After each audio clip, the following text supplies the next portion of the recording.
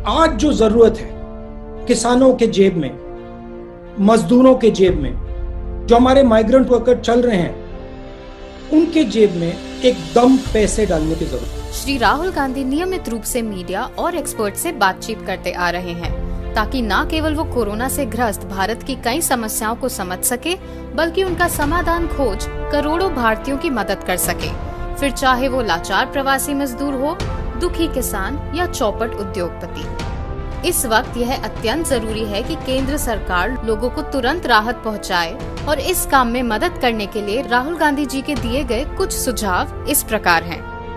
आय का सहयोग। कांग्रेस पार्टी का प्रस्ताव है कि देश के सबसे गरीब 13 करोड़ परिवारों को 7,500 नहीं तो कम से कम 5,000 रुपए दिए जाएं, जो कि कुल 65,000 करोड़ रुपए बनेंगे, यानी कि एक ऐसी रकम जो सरकार आसानी से वहन कर सकती है।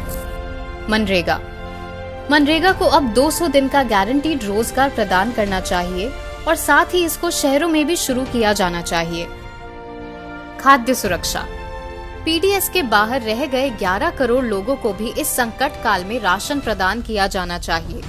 अगले 6 महीने तक 10 किलो चावल या गेहूं, 1 किलो दाल और 1 किलो चीनी हर एक व्यक्ति को दिया जाना चाहिए। किसानों की मदद।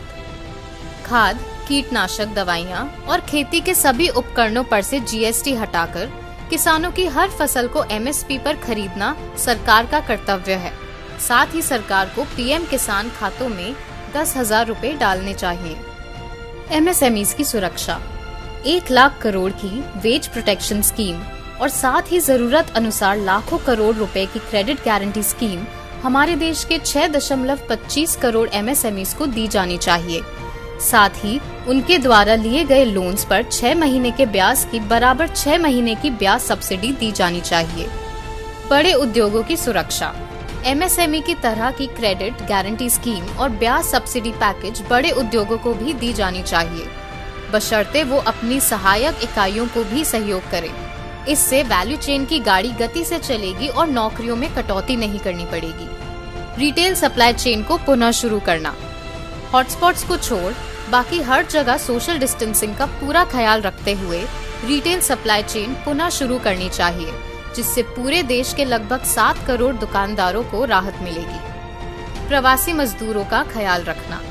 सरकार का कर्तव्य है कि वो प्रवासी मजदूरों को निःशुल्क उनके घर पहुंचाएं और साथ ही उनकी सुरक्षा, स्वास्थ्य और आत्मसम्मान का ख्याल रखे। यह कुछ सुझाव भारत को एक बेहतर कल की ओर ले जाने में मदद करेंगे, जहां सबका स्वास्थ्य, सबकी आर्थिक स्थिति और सबके आत्मसम्मान का पूरा ख्याल रखा जाएगा। हिंदुस्तान इस वायरस को बहुत आसानी से हरा देगा, मगर हिंदुस्तान को मिलकर काम करना पड़ेगा, एक होकर काम करना पड़ेगा।